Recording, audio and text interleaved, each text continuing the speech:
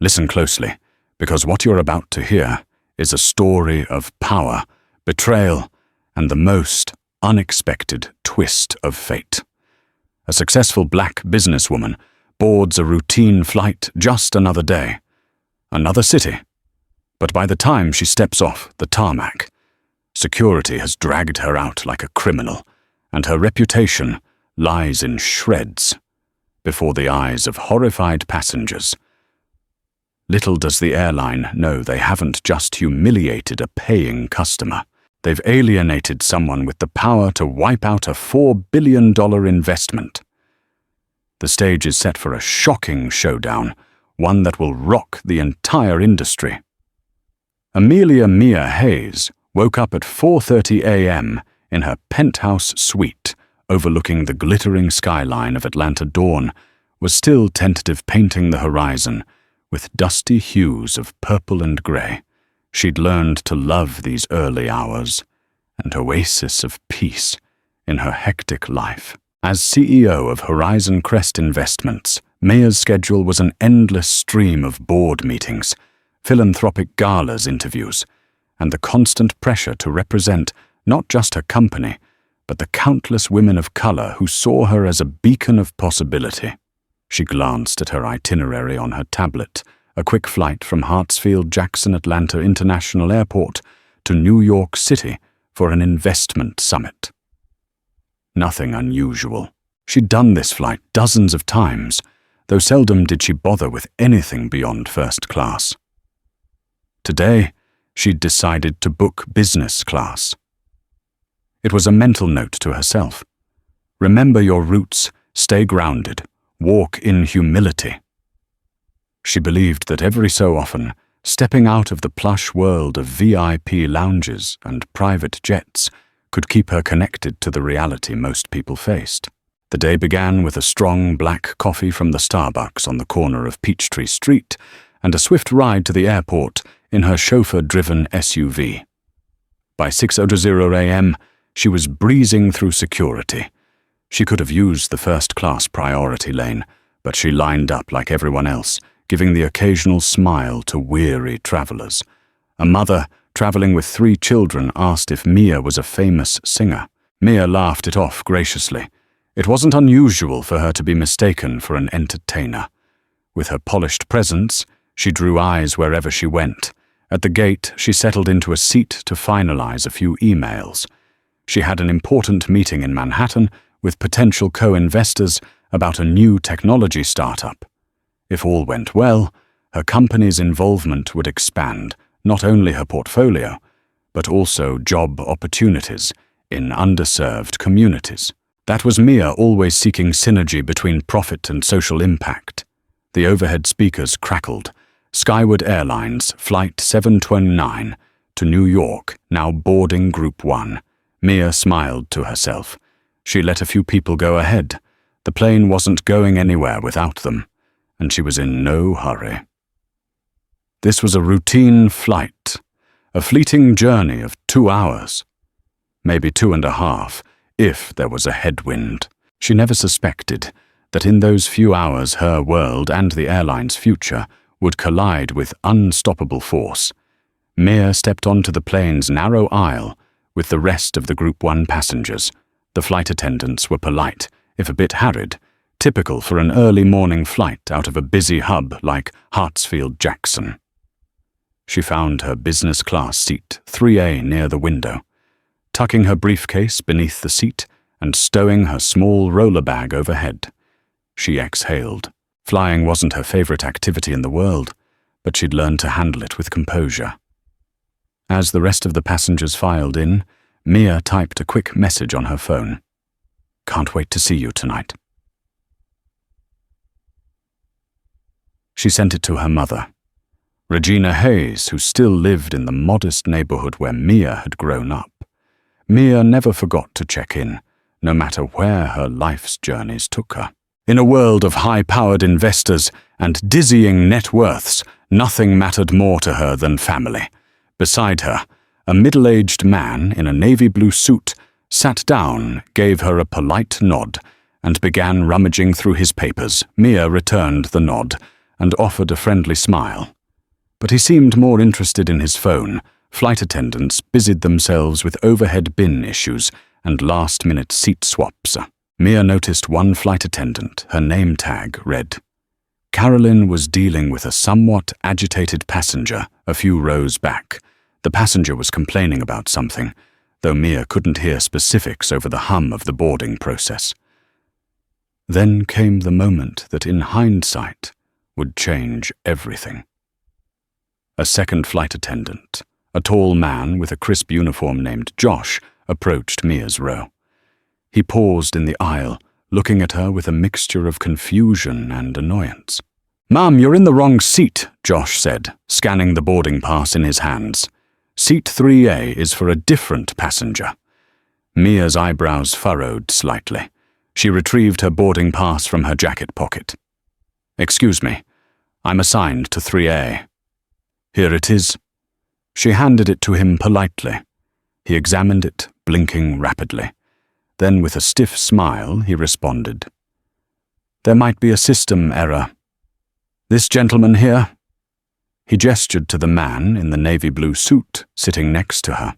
"He also has a business class seat. Let me see if we can figure this out." Mia's seatmate cleared his throat. "I'm 3B, not 3A. There's no problem here." He pointed at his own pass. "I think you might be mixing us up." Josh apologized, but still eyed Mia uneasily. "Let me just cross-check something with the gate agent." Mia remained calm, though she felt the faintest flicker of irritation. She'd seen these mistakes happen before, but there was something about Josh's tone that unsettled her, a curt edge that suggested he suspected wrongdoing. She told herself not to overthink it. System errors happened every day. She'd let them sort it out moments later. Josh returned, flanked by a stern-faced woman with a supervisor's badge pinned neatly on her uniform. "Ms. Hayes, is it?" she asked, glancing at Mia's boarding pass.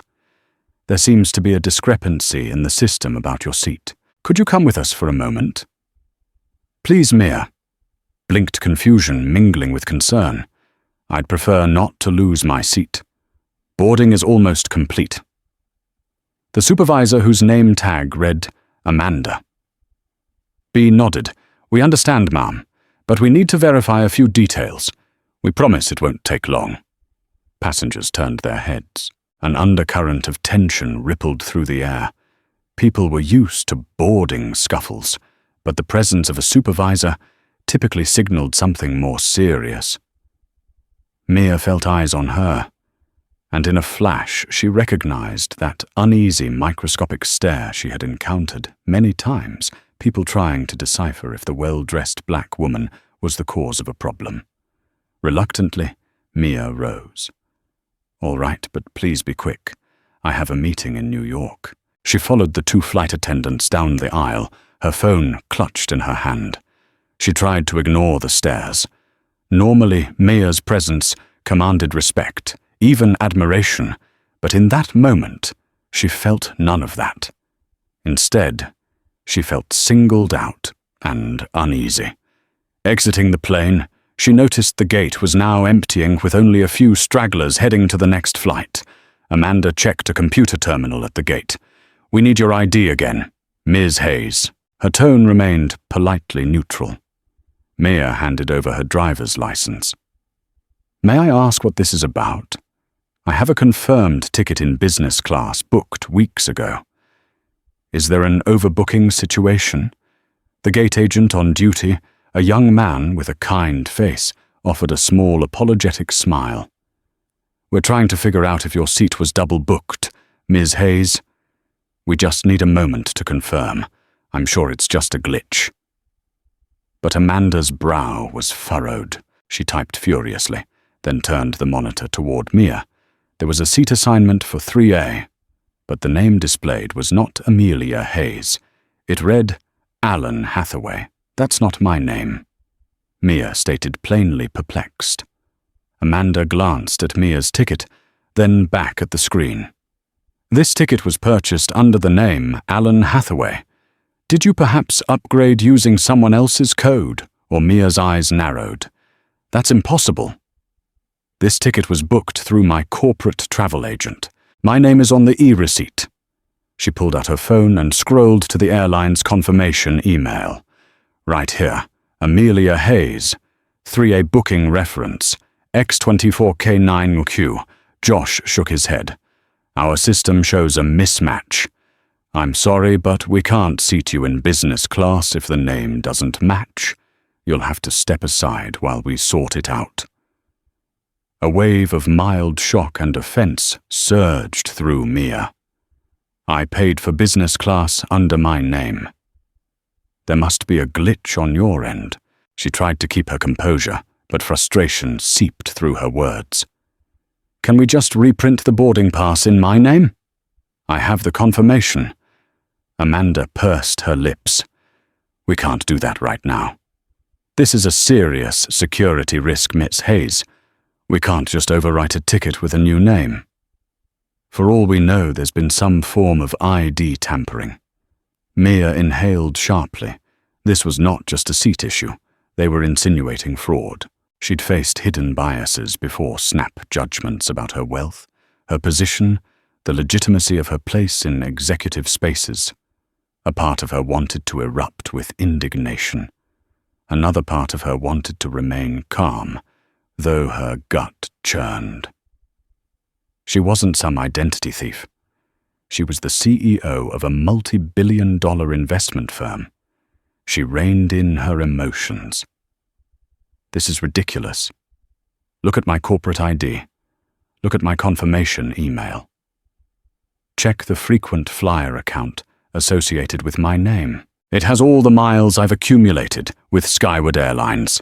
Amanda glanced at Josh, who walked away, presumably to check something else. Another minute passed, each second ratcheting up Mia's anxiety.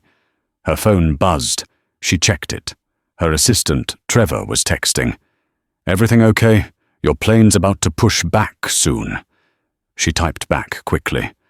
"Problem with seat assignment. Trying to fix it." Finally, Amanda looked up from the terminal and shook her head. "Ma'am, we need you to step aside and wait. Your seat is not valid under the system. We cannot allow you to board. Security will have to confirm your identity." Mia's mouth went dry. Security. She tried to keep her voice low, but people nearby could certainly hear. "I've flown with Skyward at least 20 times in the last 2 years alone. There's no mistake about who I am." Amanda eyed her expression, unreadable, then picked up her radio. "We have a passenger in question, at gate B13. Potential ID mismatch. We need assistance." A jolt of pure disbelief coursed through Mia. She'd done nothing wrong. She had all the proof. Yet here they were, summoning security like she was some criminal. Her mind reeled. Was this truly a simple system error, or something more insidious? A reflex of suspicion aimed at a black woman who didn't look like the typical business-class traveler in the eyes of these staff members. As Mia waited, her heart pounded. Every second spent arguing with the gate staff was one step closer to missing her flight. She had an important engagement in Manhattan, one that could lead to thousands of new jobs in the technology sector if she secured the right partnership. And here she was being treated like a threat. A tall, uniformed airport security officer arrived along with a second officer, a woman with a commanding presence. Amanda explained the situation, emphasizing the ID discrepancy and how the passenger's ticket did not match the system. Mia felt her cheeks grow hot with anger and frustration. "Ma'am, please come with us," the male officer said, gesturing toward a quieter corner of the gate area. "We just need to clarify a few things. If everything checks out, we can let you proceed." Mia complied, her pulse thudding in her ears. She showed them her driver's license, her corporate ID, and her phone with the original email from her travel agent. The female officer remained calm, but methodical. She asked Mia to confirm her date of birth, home address, and last 4 digits of her social security number. Mia complied with every request, her calm exterior masking an internal storm. Finally, Mia insisted, "Could you at least check with my travel agency? They handle all my bookings. I'll get them on the phone right now." She dialed the agency's 24/7 helpline. After a brief wait, she got an agent on the line. Mia explained the fiasco, placing the call on speaker. The agent confirmed, "Yes, we booked Ms. Amelia Hayes on Skyward Airlines, Flight 729 Seat 3A for this morning. The confirmation code is X24KCR9Q. The female security officer listened, her expression thawing as the facts lined up in Mia's favor. She gave a nod to the male officer. "It appears legitimate." But Amanda, the flight supervisor, didn't look satisfied. She shook her head, glancing at the computer screen one more time. "Ma'am, the flight is about to close its doors. We can't reassign the seat now. If there's a genuine glitch, you'll need to take this up with customer service. For the safety and on-time departure of this flight, we're not able to seat you at this time." Mia's jaw dropped. "But I paid for this seat. I've proven my identity. The ticket was purchased under my name. This is an airline error. You can't just bump me off the flight." Amanda motioned to the gate door. "I'm sorry, we have to close the gate. If you like, we can try to rebook you on the next flight." Her righteous indignation flared. "No, I've provided every piece of evidence. You can reprint my boarding pass. This is your system's error." At that moment, the tension escalated. The female security officer leaned in gently. "Ma'am, please don't raise your voice. Let's move over here and see what we can do," Mia exhaled, noticing how other travelers were now openly staring, some whispering to each other. A part of her was painfully aware that in situations like this, any sign of anger from a black woman could be misinterpreted as aggression. She forced herself to speak slowly and calmly. "I'm sorry if I appear upset. But this is an urgent matter. I need to be on that plane." Amanda typed rapidly on the keyboard. A frown etched deep on her face. She muttered something about airline policy. Then, as if a final blow, she said, "I'm sorry, Ms. Hayes, but your ticket is flagged as invalid. We cannot let you on board." Mia locked eyes with Amanda, seeing no empathy there. Instead, she saw the rigid face of an airline supervisor who believed she was simply following protocol. Time was up. Flight 729 status changed to boarding closed. Mia's heart sank. She had no choice but to watch the gate door shut. She was effectively denied boarding. Gripping her phone, Mia asked for a manager. "This is unacceptable," she reiterated, her voice trembling with a mix of anger and devastation. In response, the male security officer stepped closer, an air of caution in his posture. "Ma'am, the gate is closed. I'm going to ask you to step away from this area. If you need further assistance, you can speak to customer service downstairs." Maya felt tears threaten. She blinked them back, refusing to show defeat. "I'm speaking to a manager first," she stated firmly. Amanda raised her hands. "That's me, ma'am. I'm the on-duty supervisor for this gate. If you want, you can file a complaint with corporate or speak to main customer service. But you can't remain here." The flight has departed. Utterly stunned, Mia stared at the sealed jet bridge door, thinking of the empty seat that should have been hers.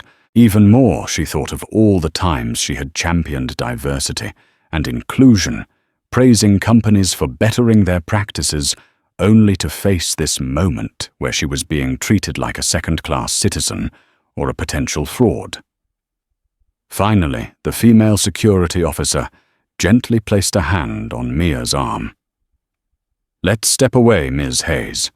We can get this sorted out. Yelling here won't help. And if you refuse to comply, I'll have to escort you out of the terminal." Mia realized with sudden chilling clarity this would never have escalated this far if the airline staff had simply taken her proof at face value, or if she was given the benefit of the doubt from the start. Part of her wanted to keep resisting. Another part of her recognized that an airport can be a zero-tolerance environment.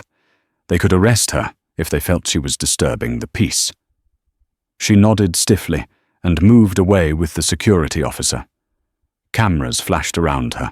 A few passengers were filming the confrontation on their phones, capturing the tense exchange. Mia felt the sting of humiliation, but also a flare of resolve.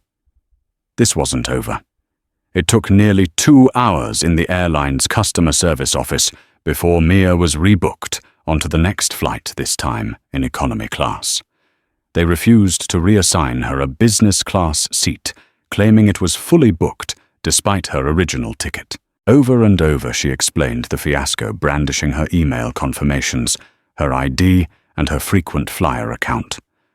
But the customer service representatives were apologetic in a scripted, impersonal way, offering only meal vouchers and the empty promise that corporate would look into the matter.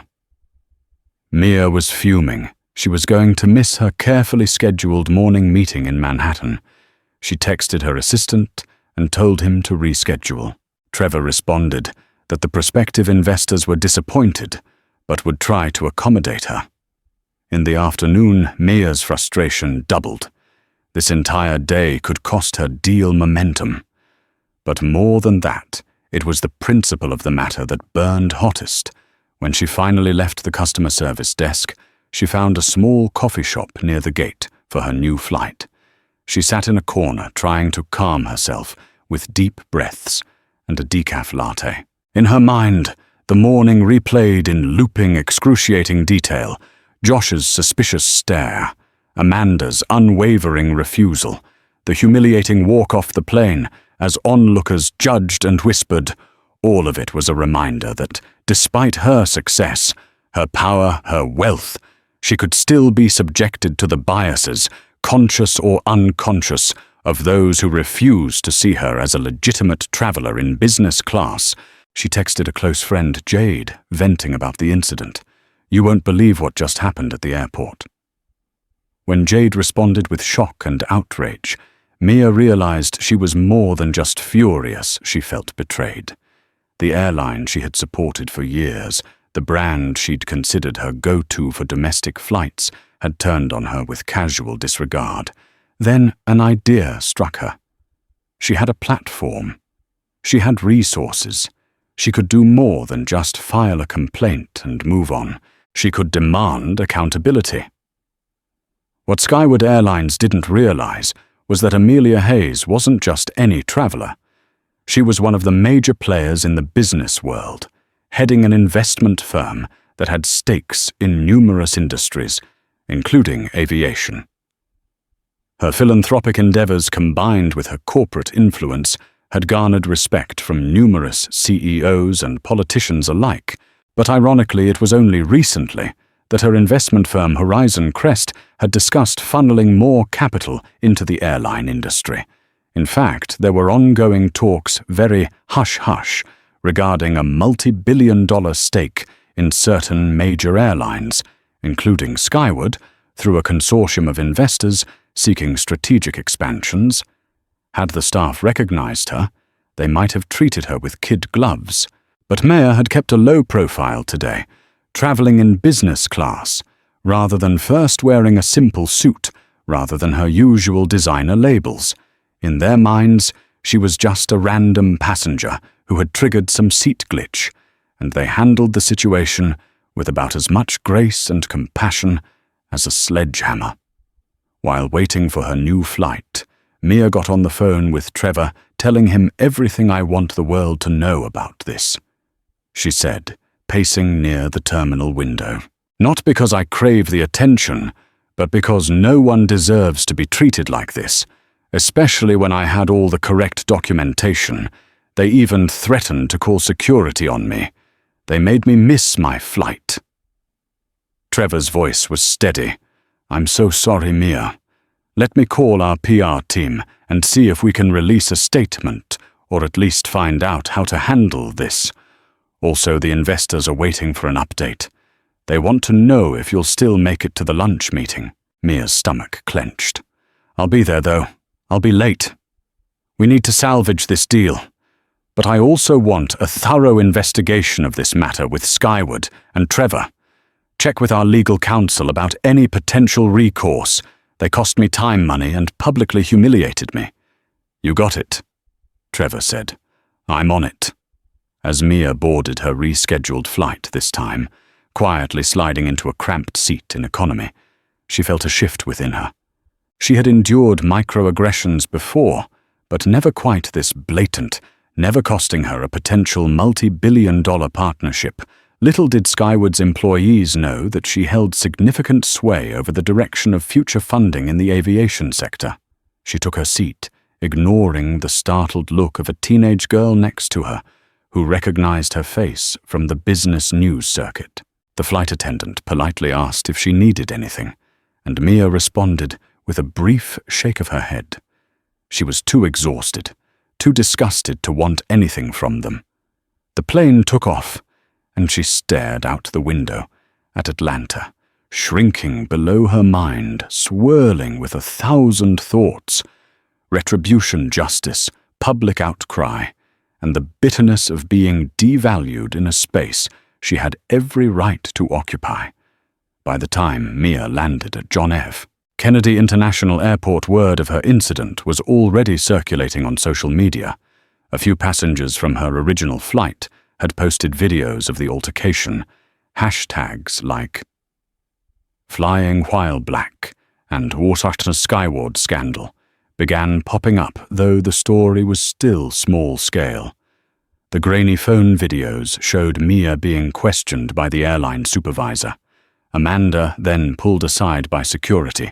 One short clip caught a telling moment. Mia was calmly showing her ID, but the staff member's disinterested face suggested she was ignoring the evidence in favor of shutting the passenger down. Waiting for her at arrivals was her driver, Alan, who gave her a concerned look as she climbed into the back of the sleek black town car. Rough day, Ms. Hayes. Mia sighed, pressing 2 fingers against her temple. That's an understatement. He offered a sympathetic nod and eased the car into traffic, heading for the Manhattan boardroom, where the lunch meeting with potential investors was already underway.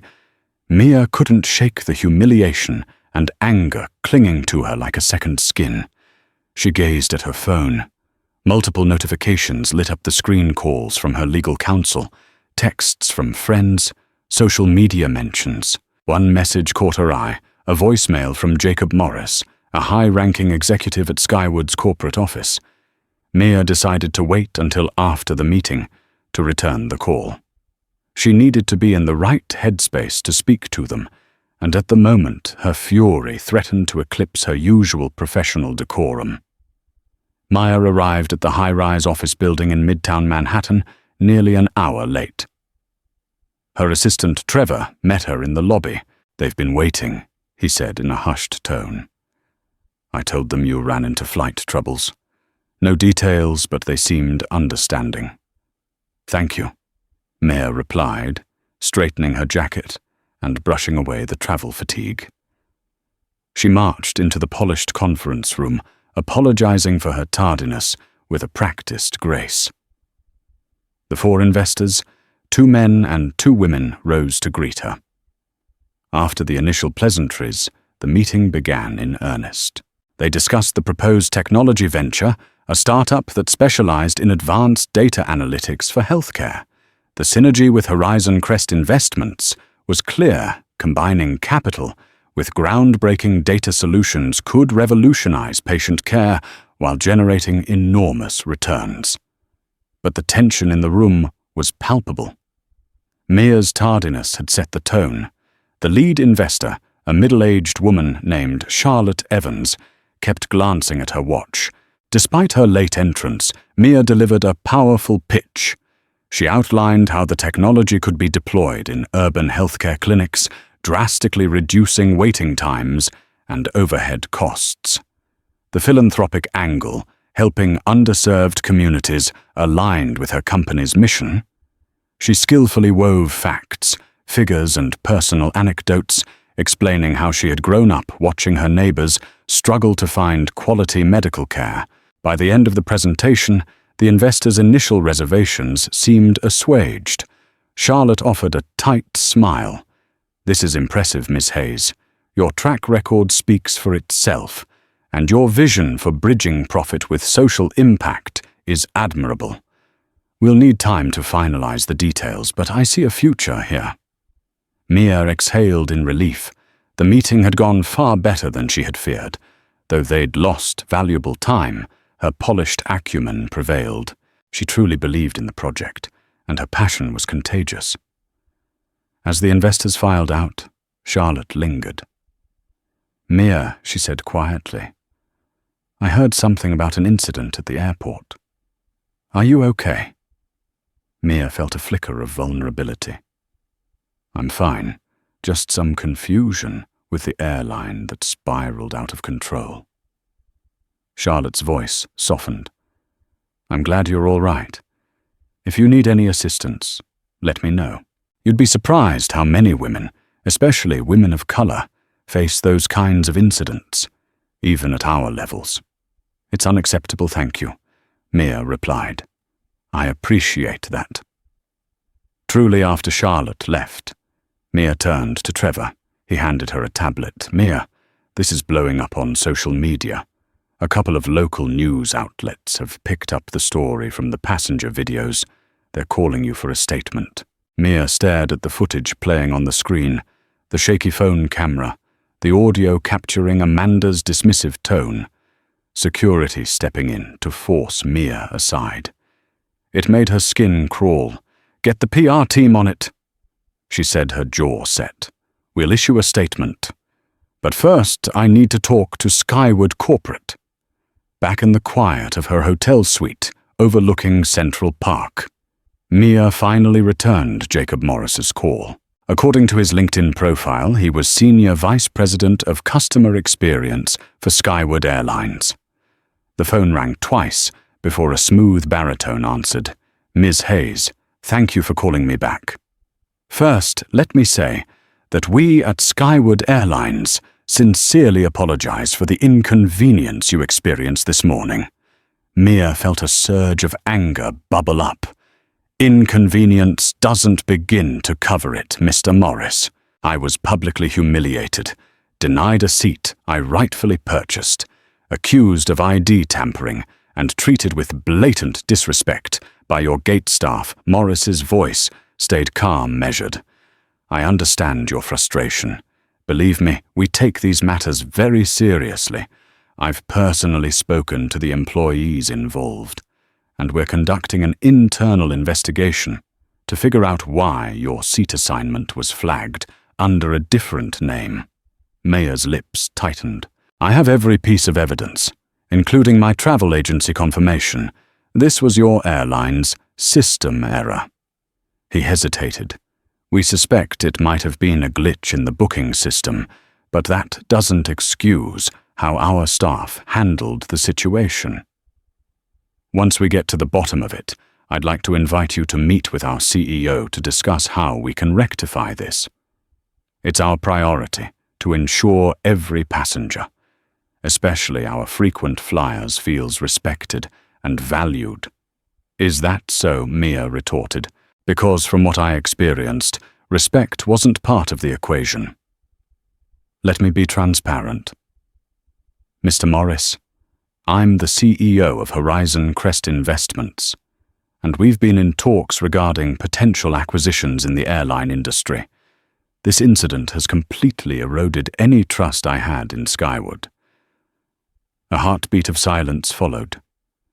"I was aware of your position, Ms. Hayes. That's partly why we reached out so swiftly. We want to maintain a strong relationship with you." Mia's anger bristled. "Then you should have maintained a strong relationship when I was at the gate. Not after your staff singled me out in a humiliating manner." He cleared his throat. "I understand. we're prepared to offer compensation, an upgrade in your frequent flyer status flight, vouchers, and a formal apology. We truly value your patronage." Mia felt a hollow laugh escaping Mr. Morris. "I don't need vouchers or an upgrade to a higher loyalty tier. What I need is tangible change and accountability. How are you going to address the systemic bias that made your employees assume I couldn't have legitimately purchased a business-class seat? How will you fix the damage to my reputation and my schedule?" Morris paused. "We're revising our training programs and reaffirming our commitment to diversity and inclusion. As for your losses, Ms. Hayes, we would be willing to offer a settlement if you choose to pursue legal action, though we hope to avoid that route." Mia's eyes narrowed. "This isn't just about me anymore. The incident is out there on social media. Passengers from that flight are coming forward with their own accounts. I'm considering my options. For now, you can expect a formal complaint filed with the Department of Transportation. If your airline wants to do right by me and by all passengers who face discrimination, you'll need to do a lot better than hush money." She ended the call, feeling both drained and resolute. She wanted more than a corporate apology. She wanted change, but even that might not be enough to salvage any possible partnership with Skyward. The damage was done. By the next morning, the story had exploded. National news outlets picked up the social media videos. A popular daytime talk show debated it, describing Mia as a successful black businesswoman, singled out by the airline's incompetent and possibly biased staff. Civil rights organizations, like the NAACP, weighed in, urging an investigation into potential racial profiling. Skyward Airlines found itself in the center of a swirling PR storm. Mia's phone rang non-stop. Messages poured in from old friends, business partners, reporters, even celebrities. Some offered solidarity, while others sought an exclusive interview. Mia kept her response measured. She posted a brief statement on her official Twitter account, acknowledging the incident, urging calm and calling for accountability rather than vengeance. Behind the scenes, however, a fierce determination fueled her. She convened her board of directors and the philanthropic council she chaired. One of the major items on their agenda, the fate of a planned $4 billion investment that was poised to be allocated among several airlines, with a substantial portion earmarked for Skyward.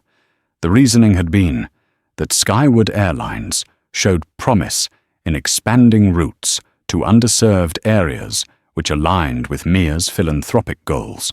But after her treatment, she couldn't in good conscience pour money into a company that had shown such blatant disrespect and possibly outright discrimination.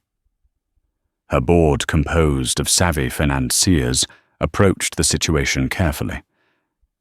Mia said, "Robert Lansing, an older white gentleman with decades of investment experience, we should consider all angles. Skyward might recant, offer improved terms, or even bring about structural changes that align better with our goals. This fiasco could be leveraged to push for real progress." Mia's jaw tightened. "Or they could just slide back into complacency once the media storm dies down. I've seen it happen too many times. Let's not forget a mere apology doesn't rectify systematic biases." After hours of discussion, the board voted, unless Skyward Airlines introduced robust, transparent policies to address discrimination and rectify its corporate culture.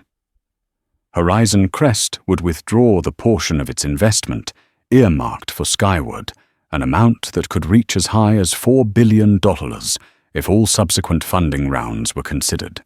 The news of this potential withdrawal hit the financial press soon after Skyward's stock dipped. Analysts speculated about the airline's future, with many citing the fiasco as a cautionary tale about how swiftly a PR crisis could undermine investor confidence. Skyward Airlines went into damage control overdrive. They staged press conferences with their CEO, Leonard Kent, appearing in front of cameras to express deep regret over the situation. He promised a comprehensive internal audit and retraining to ensure no passenger was ever treated like Mia Hayes again. Meanwhile, the viral videos kept circulating, fueling public ire. People started sharing their own negative experiences with Skyward, and hashtags like "Water Boycott Skyward" trended on Twitter. Civil rights attorneys weighed in, suggesting that if Mia chose to sue, she had a strong case. Late-night talk show hosts made jokes at Skyward's expense, and the airline's brand took a pounding in the court of public opinion.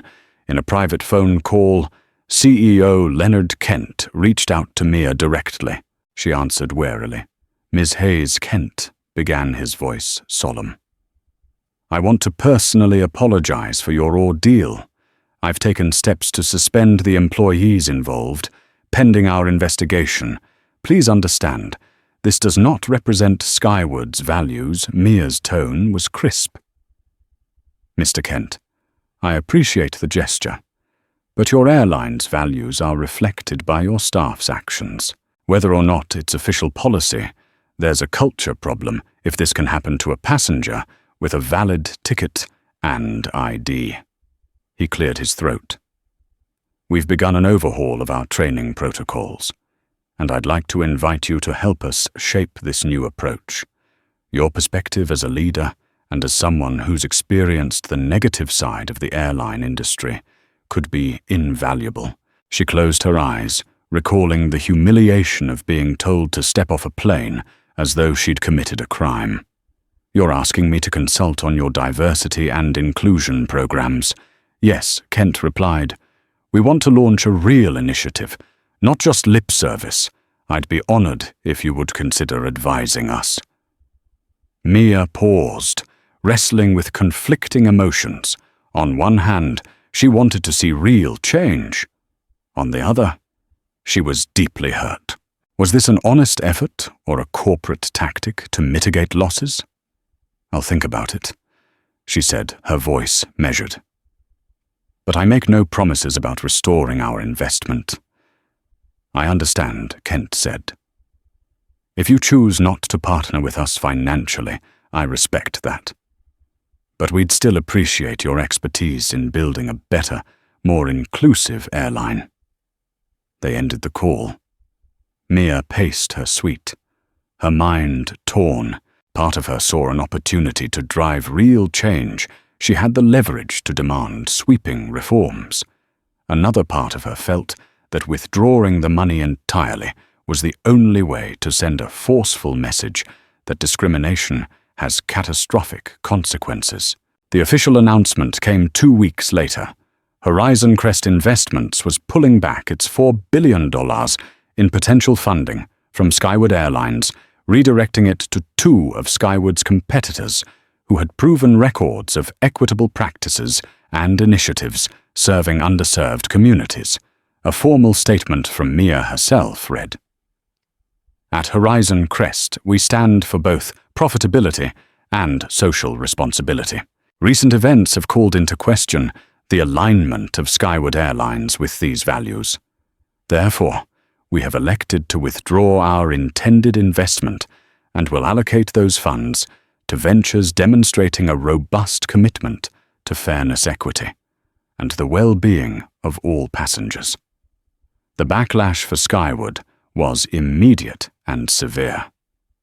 Their stock plummeted further, and within hours, financial analysts issued dire forecasts. The airline's board faced a crisis of leadership. Shareholders demanded accountability. CEO Leonard Kent tried to reassure investors that they would weather the storm, but the damage was done. The faces of Amanda Josh and the other staff involved became known. Anonymous insiders leaked stories that Amanda had a history of complaints for her handling of customers of color. The swirl of negative press tarnished careers and reputations. Corporate sponsors reconsidered partnership deals with Skyward ticket sales, slumped. Regulators started sniffing around their hiring and diversity practices. The entire airline was in freefall. Mia watched this unfold with a mixture of sadness and resolve. She never relished destroying a company's reputation. That wasn't her aim. She simply refused to enable a culture that blatantly disregarded her humanity and the humanity of countless others. If losing billions of dollars forced them to confront and rebuild their corporate ethos, then maybe something good could come of the fiasco. In the midst of Skyward's freefall, an unexpected twist arrived. Another airline, AeroConnect, approached Mia to collaborate on a bold initiative: expand affordable flights to emerging markets, improve training for frontline staff, and champion a zero-tolerance policy for discrimination. AeroConnect had observed the fiasco and recognized an opportunity not just to score good PR, but to genuinely reshape the industry's approach to customer service. Their CEO, Nia Saunders, was a formidable black woman with a reputation for fostering inclusive corporate cultures. She invited Mia to a meeting at AeroConnect's Chicago headquarters. Over the course of a day, they hammered out a plan that would see Horizon Crest funnel significant funding into AeroConnect's new expansions, as well as collaborate on a training program called Equity in Flight. The plan was ambitious, aiming to set a new industry standard for how airlines trained staff to handle seat disputes, accommodate diverse travelers, and respond fairly and respectfully in any situation. Mia marveled at how quickly a door opened when another had been slammed shut. They announced the partnership with a press conference that garnered widespread media attention. Journalists pointed out that AeroConnect was capitalizing on Skyward's downfall, but Nia Saunders and Mia Hayes insisted that their partnership had deeper roots. Both women believed in creating an airline culture that truly served all passengers. Investors rallied behind AeroConnect's fresh approach, and the airline saw a surge in its stock. Amid the media blitz, Mia found herself reflecting on the entire ordeal. She'd once believed that her success and status would shield her from such blatant discrimination. The incident forced her to confront just how quickly prejudice could rear its head, even in supposedly progressive corporate environments. It reminded her of the countless others who didn't have her platform or financial leverage to demand justice. She hoped that by taking a stand, she could amplify their voices too. When a major cable news network invited Mia for an exclusive interview, she agreed, seeing it as an opportunity to speak candidly. She sat under the bright studio lights, answering the anchor's questions about the fiasco. She described the humiliation of being escorted off the plane, the corporate mishandling that followed, and the ultimate decision to pull $4 billion from Skyward. She also highlighted the new partnership with AeroConnect, calling it an inspiring model for what airlines can achieve when they commit to fairness and excellence, rather than playing damage control. The interview went viral, painting Mia as both a victim of discrimination and a catalyst for change. Comments poured in, many praising her courage and dignity. Of course, there were critics who accused her of using her wealth to punish Skyward, but Mia remained firm. "Consequences are part of accountability," she said in the interview. "If we want a better world, we must align our investments with our principles." 1 month after Mia's fateful removal from Flight 729, Skyward Airlines posted its worst quarterly loss in years. Analysts cited the high-profile fiasco and subsequent loss of investment as key factors. The airline tried to salvage public opinion, even hiring a well-known civil rights figure to lead a new diversity task force. But their belated efforts seemed more performative than genuine, especially since the staff at the heart of the incident had only faced temporary suspensions, not meaningful discipline or a systematic culture shift. In a desperate bid to regain investor confidence, CEO Leonard Kent announced his resignation, taking responsibility for the corporate failures. The board scrambled to find new leadership. Some staff openly questioned whether the airline was on the brink of a larger collapse or a major restructuring. Meanwhile, customers who had once been loyal to Skyward defected en masse to other carriers, some out of protest, others out of fear that the airline's cost-cutting measures would reduce safety or comfort. As the dust settled, Mia returned to Atlanta, where her mother welcomed her home with a warm meal and a longer-than-usual hug. Over the family dinner table, Mia recounted the final developments. I never wanted them destroyed. Mia confessed, her voice subdued. I only wanted them to acknowledge and fix what they did wrong. Regina gently patted her daughter's hand. Sometimes baby change don't come easy. People have to learn lessons the hard way. You just do your best to stay true to who you are. Mia nodded, thinking back to that humiliating moment at the gate. She realized in a bittersweet way how that incident had sparked an industry-wide dialogue on how airlines treat passengers, particularly those who don't fit the narrow stereotypes of typical business travelers. It also reminded Mia why she had chosen to build wealth in the first place, not just for personal comfort, but to wield her influence to create a fairer world. She thought of how many travelers of color dealt with discrimination daily without the means to fight back. If her story helped even a fraction of them, that was worth all the trouble. 6 months later, Horizon Crest's partnership with AeroConnect blossomed into a success story, with new flight routes opening in underserved regions, improved customer service protocols, and robust diversity training. The press praised it as a model for ethical investment, combining financial returns with social progress. Mia remained at the forefront, shaping a narrative that enterprise and empathy could coexist. She spoke at conferences, telling the story of how being pulled off that flight was the catalyst for demanding better.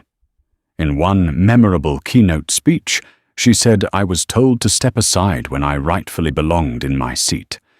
But let me tell you, stepping aside is not always a sign of weakness. Sometimes it's just the beginning of a bigger move. When you have to step aside, step up next time with a voice and a vision that no one can silence. Applause thundered through the auditorium, and Mia felt the warmth of validation. Her own personal brand soared to new heights, forging new alliances and reinforcing existing ones. She was featured in major business magazines, labeled an activist investor, who used her power not just to gain returns, but to push for meaningful social changes. And what of Skyward Airlines? Their new CEO, an industry veteran with a calmer demeanor, attempted to steer the ship out of troubled waters, but it remained an uphill battle. They slowly implemented changes, but the damage to their reputation and finances was a wound that would take a long time to heal, if it ever did. Late one evening, Mia revisited Hartsfield-Jackson Atlanta International Airport for another trip. This time she was headed to Los Angeles for a conference on corporate responsibility. As she strolled through the terminal, a few fellow travelers recognized her. Some approached, thanking her for speaking up. One young woman, a college student, said, I read your story online. It gave me the courage to file a complaint against an employer who discriminated against me. Thank you. Mia smiled, humbled. She looked at the departure board, noticing a Skyward flight listed there, boarding at a nearby gate. She watched from a distance as travelers lined up. The staff seemed pleasant enough, but Mia couldn't help recalling her own memory of being singled out, challenged and ultimately forced off the plane. Part of her felt a pang of regret. She never wanted things to come to a ruinous meltdown. Another part remembered Regina's words. Sometimes change don't come easy. At the lounge, she settled into a seat to await her flight on Aero Connect, which was about to start boarding. Her phone buzzed. A text from the new Skyward Airlines CEO popped up, a short but hopeful message. Ms. Hayes, I know we've had a rough start, but we're instituting real reforms. I hope one day you'll consider flying with us again. Mia pondered the message. She typed a brief response. I hope so too. Keep making progress. With that, she gathered her belongings and headed to her gate boarding pass in hand. This time, no one questioned her identity, her class of service, or her right to be there. She sank into her seat, first class, ironically, and gazed out the window at the bustling airfield. A quiet sense of resolve washed over her. She had turned a harrowing injustice into a catalyst for something greater. The journey had been painful, but the outcome was a testament to the power of perseverance and the power of a single voice unwilling to be silenced. And there you have it, the story of Amelia Hayes, a woman who stood her ground after being shoved aside, transforming personal humiliation into a powerful catalyst for change. In the end, her decision to pull $4 billion in funding wasn't just about punishing an airline. It was about demanding a better world for everyone who's ever been marginalized, dismissed, or told to step aside. Her journey reminds us that when we unite our principles with our resources, we hold the power to reshape entire industries. If this story moved you, please take a moment to like, share, and subscribe to this channel. Help us spread the word that no voice is too small and no act of courage is wasted. Let's keep raising our voices, shining a light on injustice, and forging a future where everyone's rightful seat is recognized, no questions asked. Thank you for watching.